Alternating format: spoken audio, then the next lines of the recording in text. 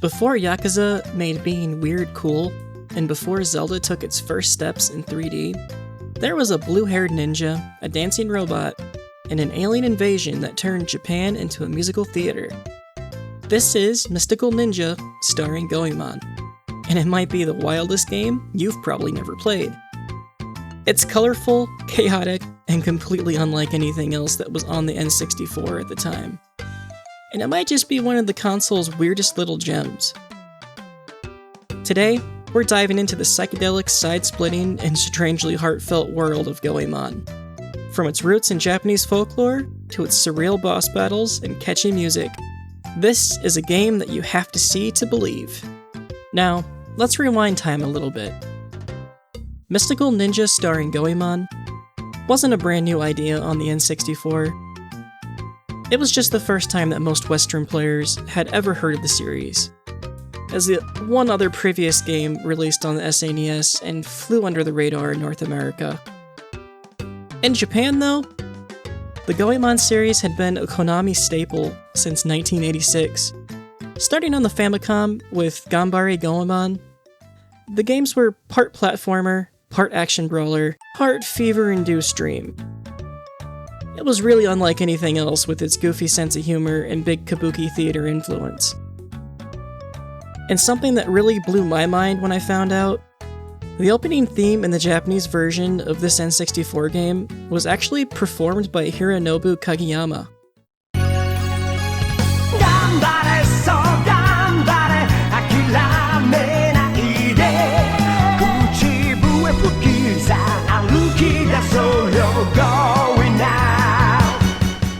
Yeah, the same guy who sang Chala Head Chala from Dragon Ball Z.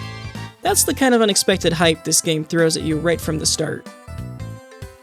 Anyways, the main character Goemon is loosely based on Ishikawa Goemon, a legendary Japanese outlaw who's kinda like Japan's Robin Hood. This little guy is very similar to his namesake, but he's got blue hair and fights aliens. He's hot-headed, brave, and always broke. Now, Ibizumaru, his sidekick, is a loud, flamboyant goofball with a very big appetite, a bigger ego, and a fighting style that involves fans, belly flops, and shrinking down in size. He provides most of the comic relief in this game. And believe me, there's a lot of comic relief. And then we have Sasuke, the clockwork ninja. He's the quiet, serious one, equipped with explosive bombs and a razor-sharp shuriken. If Goemon is the heart and Ibizumaru is the comedy, I'd say Sasuke is the cool factor. Finally, we've got Yae. She's the sword-wielding female ninja who moonlights as a secret agent. Smart, composed, and able to transform into a mermaid to navigate underwater segments. She's the glue that keeps this team from completely falling apart. Each of these characters would be quirky enough, original enough, to have their own series. But together, they form one of the most memorable and chaotic parties in N64 history. Released in 1997 in Japan and 1998 in North America, Mystical Ninja Starring Goemon was one of the first third-party N64 games that really felt like its own thing. It didn't try to replicate Mario 64, it mashed together genres, tones, and gameplay styles into a stew of glorious nonsense. Now, my first experience with this game was being a kid in the 1990s, and seeing the box art for this game at the local rental store when my family was on one of their outings to pick up a movie for the evening. I asked if I could rent it, and the rest is history. I played this game over the course of a 3-day rental period, and was immediately sucked into the whimsical and absurd world of this little ninja boy. The game was unlike anything I had ever played on either the N64, PlayStation, or the Saturn at the time. I was not able to finish the game in the rental period, and sadly, it had to be returned. And I really wouldn't get the chance to play this game again until later as an adult, when I had my own money to spend on video games. Now, the plot of this game kicks off when a giant peach-shaped UFO blasts a hole in Mount Fuji. From this ship comes the Peach Mountain Shoguns, a campy alien theater troupe determined to convert feudal Japan into one giant stage.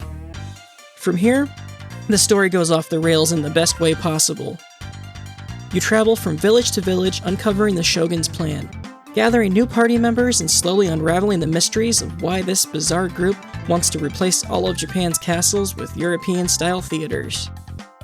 The levels in this game are structured like miniature open worlds. You'll explore towns, talk to weird NPCs, and solve environmental puzzles, while adventuring in massive 3D dungeons that end in unforgettable boss fights. Each area has its own theme. There's a ghost ship, there's a volcano, a floating stage, clock tower, and each boss is more absurd than the last. There's Dancin' and Kitty Lily, who give you musical performances before attacking. One boss fight is literally just a giant face that bounces around like a giant rubber ball. And just when you think the game can't get weirder, you summon a Super Sentai-inspired giant robot named Impact. Jeez, this game's got everything. At first glance, Goemon looks like a Zelda-inspired clone, but you dig deeper and it becomes its own beast. And honestly, it's really not a Zelda clone because this game actually predates Ocarina of Time. You control one of 4 characters at a time, each with unique abilities and weapons. Goemon has his trusty pipe, which can be upgraded to shoot fire. Abizimaru is your go-to for squeezing into tight spaces with his shrinking abilities. Sasuke has his long-range shuriken for attacks and bombs for heavy damage and puzzle solving, while Yae handles sword combat and later gets a magical mermaid transformation that opens up entirely new underwater levels. Now, switching between characters isn't just for combat, it's really key to solving the puzzles and exploring the world. Some doors won't even open unless you use the right character's ability, and some dungeons are literally impossible without the right character. Now let's circle back and talk about Impact. Yes, Impact, your personal giant robot. Midway through the game, you get to pilot this colossal metal warrior in the first-person kaiju battles. These sequences are introduced with a full-blown musical number. Seriously, it's like living an anime opening.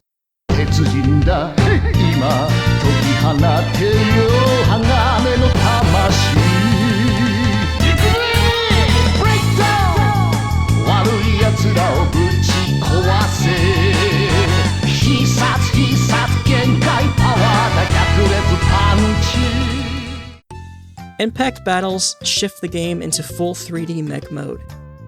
You punch, you block, and you use energy attacks to manage your meter and unleash finishers. It's cinematic, ridiculous, and still holds up as one of the most unique boss formats on the Nintendo 64. What really sets Goemon apart is its tone. It's not just funny, it's unapologetically absurd. The writing is full of punchy, fourth-wall-breaking dialogue. The characters are self-aware, NPCs joke about being in a video game, they make fun of level designs, and they even complain about not having enough dialogue lines. Goemon's world is a satire of Japan's history mixed with pop culture, twisted through the lens of slapstick and surrealism. You get modern TVs inside feudal huts, giant dancing sushi enemies, and haunted tea houses. There are moments where the game turns sincere too. Themes of friendship, honor, and perseverance poke through the nonsense, just long enough to ground the story before it slingshots right back into absurdity. The graphics may be chunky by today's standards, but they're full of personality. Bright colors, exaggerated animations, and over-the-top character designs. All these things give the game theatrical flair. It doesn't aim for realism, it goes for style. And that style is elevated by its music. Goemon has one of the most inventive soundtracks on the N64. There's traditional taiko drums mixed with surf rock, jazz, synth pop. Every region has its own theme. Battle music is punchy and energetic. Towns have mellow, catchy tunes you'll find yourself humming days later. And of course, Impact's theme is just unforgettable. Yeah, there's vocal tracks, on a cartridge, on the Nintendo 64. I think we'll call that commitment. Despite glowing reviews and a loyal cult following, Goemon never caught fire in the West. It was just too weird, too different, and it doesn't really help that it was sandwiched between Ocarina of Time and Banjo-Kazooie. It got overlooked. but those who played it never forget. It's the kind of game that just sticks with you. Konami did release a sequel on the N64, Goemon's Great Adventure, and it's arguably even better with tighter gameplay and a darker tone. But after that, this series really faded away in North America. Japan continued to receive Game Boy games and some PlayStation titles that we never saw in the West. But that was pretty much it for Goemon in America and Canada. Yet even in silence, Goemon lives on. In fan art, remixes, and in the memories of players who were lucky enough to discover him. So is Mystical Ninja Starring Goemon perfect? Not quite. The camera is clunky, the platforming can feel floaty, and some of the jokes miss the mark. But those flaws don't matter when a game has this much heart. It's truly a love letter to Japanese culture, a parody of RPG tropes, and a masterclass in embracing the weird. If you've never played it, do yourself a favor. Grab a controller, fire up your dusty N64, and prepare to step into a world where talking dogs give advice, fish run item shops, and kabuki robots save the day. Because in the world of Goemon, weird is just the beginning.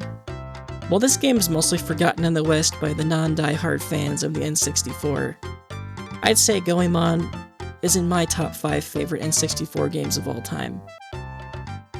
Well, that's all I've got for you today, so as always, I'm gonna say thanks for watching, and I'll see you all next time.